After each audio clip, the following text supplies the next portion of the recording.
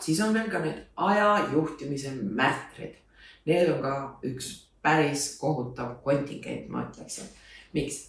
Sest need on need isikud, kellel on täpselt pandud paika kõik, mis nad teevad. Aga kahjuks või õnneks on elu ja elus kogu aeg juhtub mingeid asju. Ja sellepärast see on üks suur stressiallikas, kui te panete kõik punktist punkti oma päeva täis nii-öeldes kõike, mis te teete.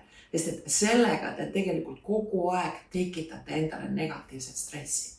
Kui te teete oma päevakavasid ja neil on seal näiteks mingid kohtumiste rodu, mis te peate tegema ja tegevuste rodu, siis jätke sinna alati see ajalõnks nii-öelda sisse.